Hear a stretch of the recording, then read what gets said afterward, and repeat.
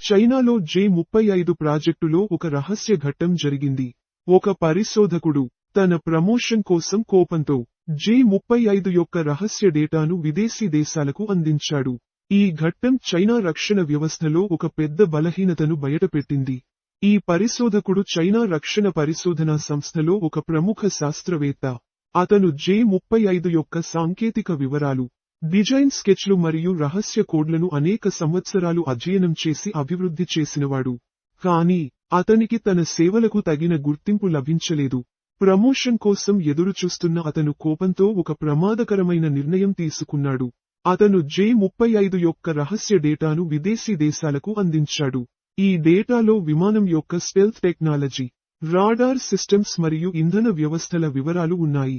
ఈ సమాచారం చైనా రక్షణ వ్యవస్థకు భారీ నష్టాన్ని కలిగించింది. ఈ పరిశోధకుడిని చైనా ప్రభుత్వం అరెస్టు చేసి కఠినమైన శిక్ష విధించింది.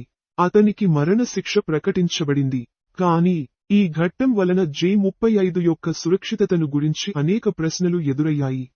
పాకిస్తాన్ ఈ విమానాలపై ఆశలు వేయడం సరైనదేనా? ఈ సాంకేతికత యొక్క రహస్యాలు ఇంకా సురక్షితంగా ఉన్నాయా?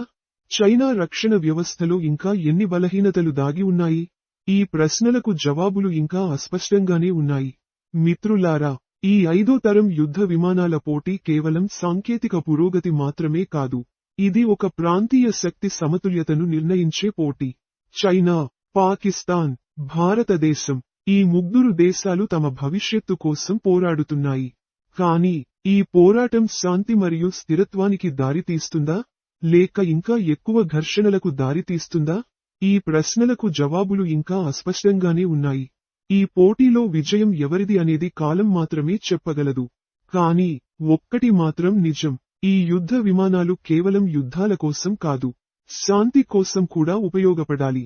ఈ సాంకేతికత మానవాళి యొక్క భవిష్యత్తును రూపొందించడానికి ఉపయోగపడాలి, నాశనం చేయడానికి కాదు. ఈ విమానాలు భూమి మీద శాంతిని నెలకొల్పడానికి ఒక సాధనంగా మారాలి. Thank you for watching my video.